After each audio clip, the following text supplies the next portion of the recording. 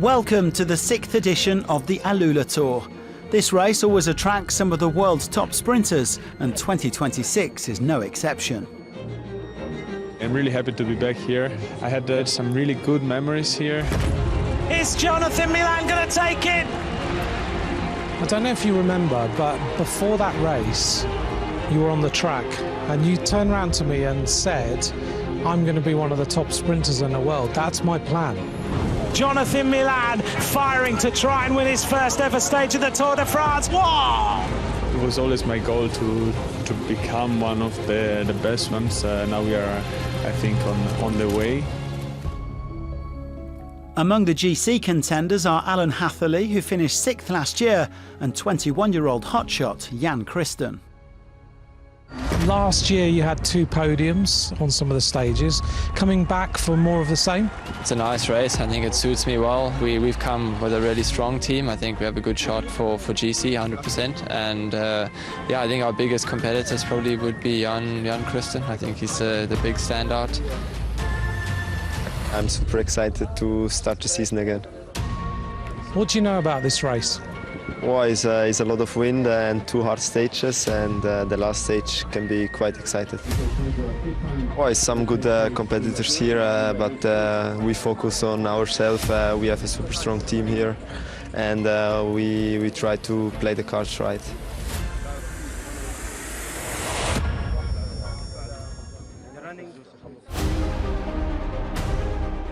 The AlUla Tour 2026 kicks off with a flat stage of 158 kilometres.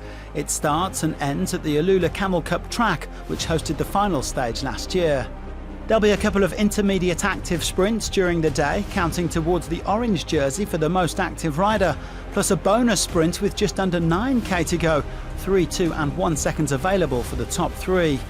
A sprinter will no doubt be pulling on the first leader's jersey this afternoon, and Jonathan Milan is the man to beat.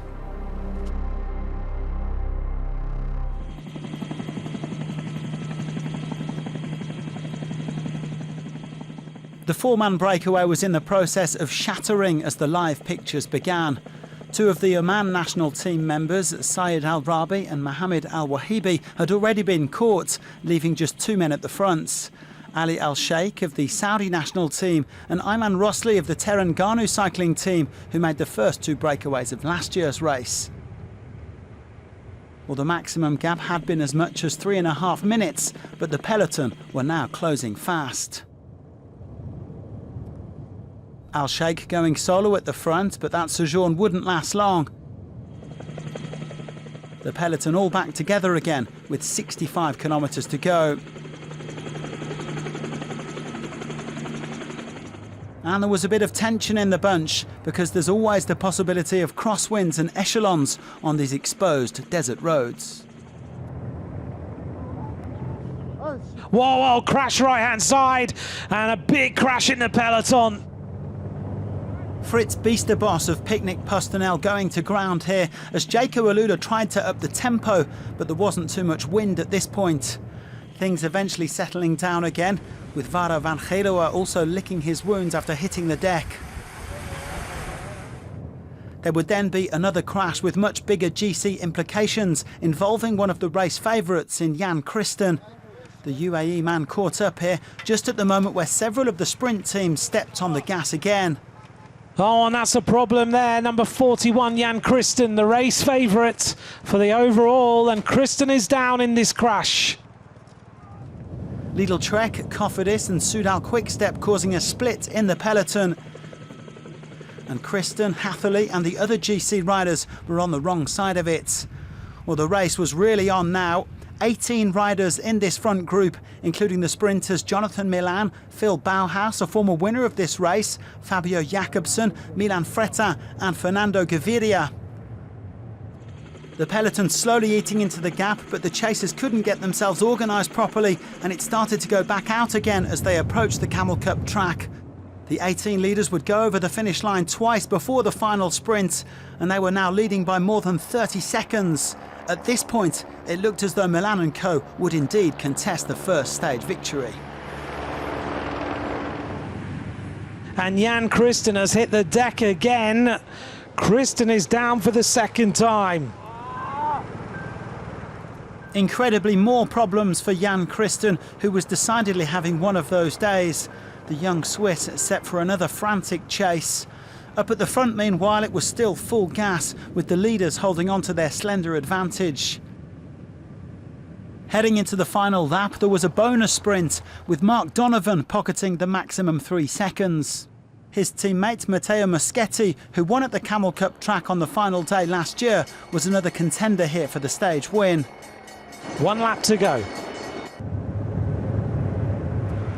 Well, Christen fighting to save his race with his UAE teammates, and they eventually latched back onto the back of the peloton. This one was going down to the wire. The sprint group now just 10 seconds ahead as a few riders tried to fire across, but would they catch them in time? 1 kilometre of racing. They're just going to make it by the looks of things. Moving up, Milan is ready. Gaviria's right on his wheel. Gaviria's locked in. Jakobsen gets ready. Fretin is set for the sprint.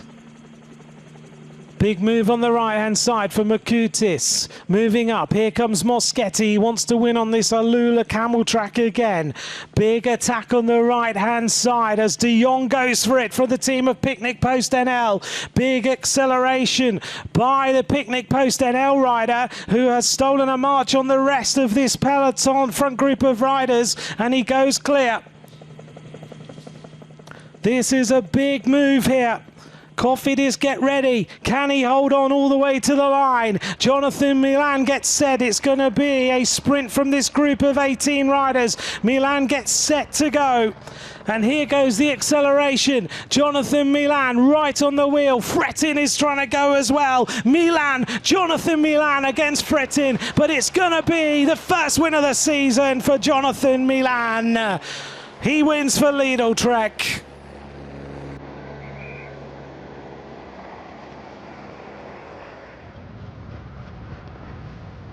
As we saw at the start of the programme, Jonathan Milan took one of his first road wins here at the AlUla Tour in 2023 before becoming one of the top sprinters in the world.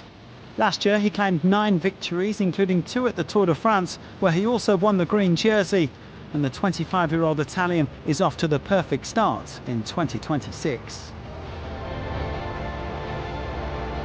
It was a bit tricky, you know, when you're not that many in the ring in the front. It's always, you can expect always everything, and maybe a little group of 3-4 riders, they attack and then you're not able to catch them anymore. I guess it was really good in hold everyone together, let's say, and yeah, they deliver me just in a perfect position. Jonathan Milan! Milan taking it ahead of Fretin and Moschetti, with Laurence Rex and Lorenzo Mazin completing the top 5 as the lead group just about held on. De Jong, who tried his luck from distance, ended up 9th. Milan is the first man into the leader's green jersey then, with a 4-second lead over Fretin.